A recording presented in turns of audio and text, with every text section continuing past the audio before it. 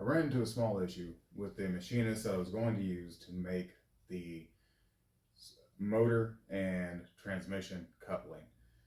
One of which is he's not well set up to machine hardened parts, which means he's not really set up for grinding.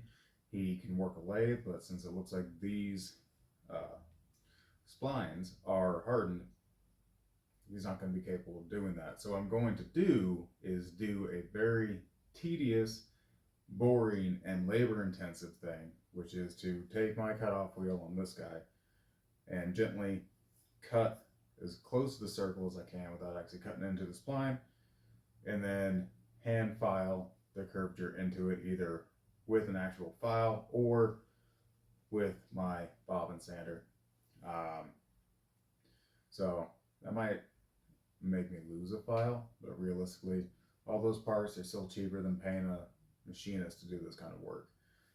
From there, take some little deeper measurements to see what I'm going to need to do about that gear that's on this guy.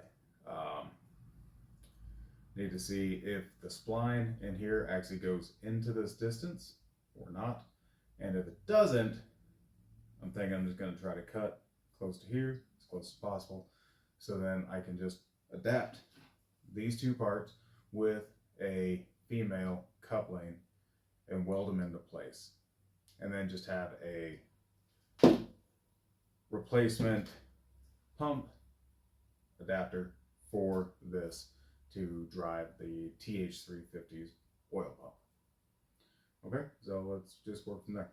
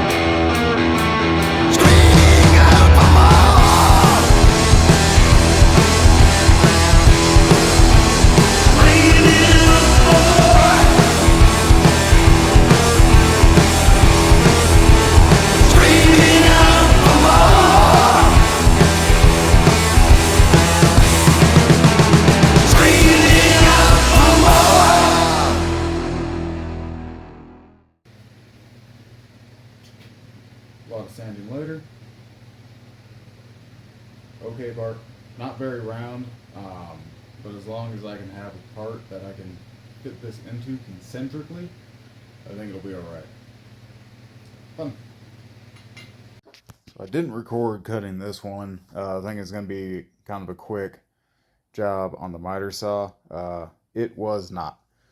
But it does look like the spline there is just on the other side of that large gear. Fastest way I found to cutting it was to just like the drive spline for the transmission, was to just cut as close as I could to that circle and then hit it on the miter saw. So yeah. Where I last left off, I put the motor in. It's just hanging there on a 2x4. Transmission's mounted back in. I checked the mounting plates for the motor and the trans. Both fit together very well. From Brat Industries. Got a link in the description. And what I did a while ago was measure the parts for a adapter spline for the motor and the transmission. So I've got this guy that was pulled out, have it turned down.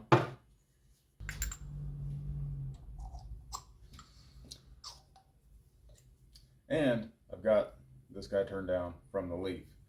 So I was able, by just cutting off the gear, the helical gear that was at the end of this, taking that off, I'm actually able to get all the spline and leave on the better part about maybe 3/6 or 3/16 or 1/4 of an inch. This adapter is to take these two and fit them. This should be a little over length. The machinist definitely cut it snug, which is going to be fine. I'm planning to weld this piece in here. Now, he did bring up one thing to me, which I didn't catch on disassembly. This may be cast iron by the way it was chipping out. This part might be a little bit different than some of the other videos that have been out there, that I've seen at least, which have all been manual transmissions. I'm adapting to an automatic. This was taken off the torque converter. This may actually be a cast part, since the impeller that was attached to it is, well, it's all one part. So if you're unaware, the problem that I may run into is if I try to assemble this here like I was anticipating, the weld might crack, or this part might crack, because iron is more brittle than the steel that we're welding to. So I can either try to weld it and make the whole thing work, or what I can do, find my spacing, mark it where these guys need to be. I can go ahead and weld this side, and what I'm thinking about doing is effectively keyway cutting dowel pins into the side of this, so I press this into place and either do a Loctite bond or, you know, some other adhesive. Maybe if I get real froggy, we'll do some solder for fun. Just sweat the whole thing together. You know, welding may not work, so let's overheat it and do something else with a torch. That part still hasn't been thought out, but all I know is I'm not a good enough welder to weld iron and steel, and based on what I'm seeing online, most people are not.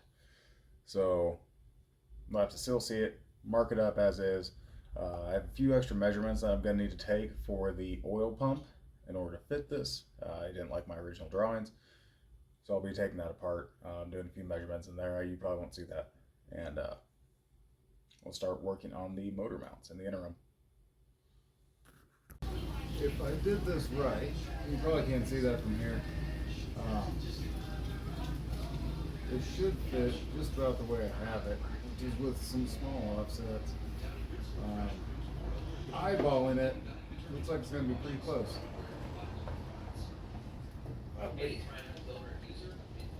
Come along out of there.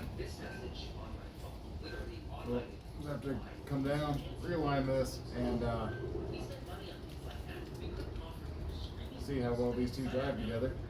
The problem is, except for the space kind of just below the cavity here, can't really see where it needed to be, where the torque converter was. So just to kind of show you what I was talking about there. So it should be hanging out just about like that if I did all the measurements right. You can kind of see, looks like they'll end up connecting just fine, I think. If anything else, this might be a smidge long, which is perfect. I can always make this shorter. And this is the area I was talking about. This is where a torque converter was. So that should be my space to kind of get in here by hand and align here without getting too carried away. Don't break those lines.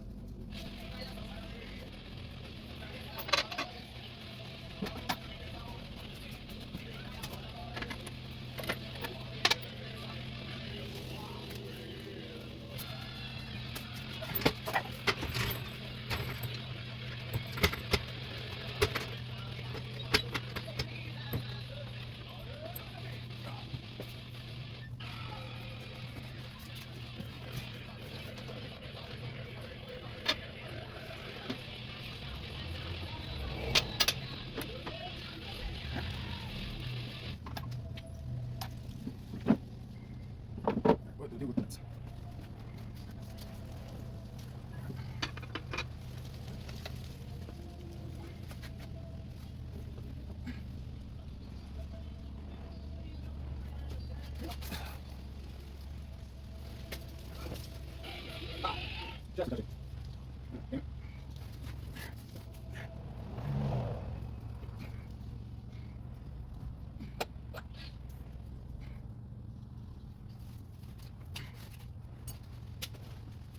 That's wrong.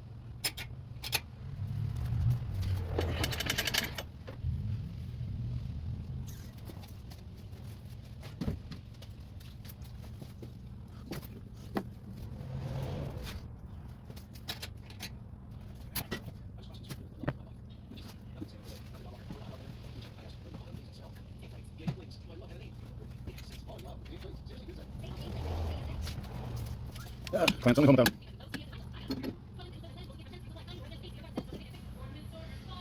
I don't know if you can see any of that. So I'm trying to get in there and just align those two.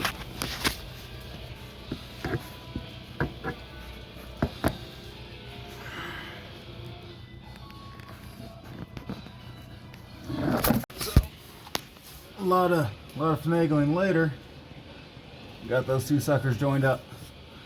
Really just kind of balancing two clamps, one on the right, one on the front, gently pressing it in, because again, not a lot of space there. So now I just got to realign those bolt holes so I can come back over here and try to see what my spacing is going to be. Well, looks like I did something right in my career. So really, right now, it feels like both these guys damn near all the way compressed into each other. Splines are matched on both sides. Ah, that's better. Turn the flash on. So it looks like we're all connected.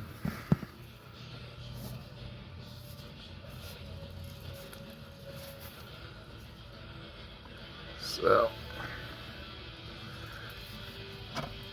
alright, I've even got some space on there. Alright, so while I was down there, I went ahead and marked where this position is for the coupling. So that top line, I wasn't actually able to get close enough with my Sharpie to mark the exact edge. So what I did is just traced. So what I did is just traced flush to the edge of the Sharpie. When I brought it back up, that's when I put it dead on the chamfer, so I can mark the location a little bit more precisely. So that and the TH350 spline just flush right there. So this actually felt like it was pretty well stuck on as is. So in order to weld this in place now, I'm gonna have to cut this guy back so I can access that spline there. So if I line that up, what I'm going to be doing is just taking the back end of my calipers, just trying to keep them flush to everything. Hold that, and you probably can't see it, but I'm measuring 370 thou to the edge. So that just means I just need to take this guy back about 3/8 of an inch, maybe a smidge more, so I could access the spline. Should be able to touch it up, and then go back to the machine shop and politely ask for some dowel holes for this side. So this is a nice thing about having access to a shop. I do know some people that can square that up pretty nicely. This sucker is pretty stuck. So this is fun.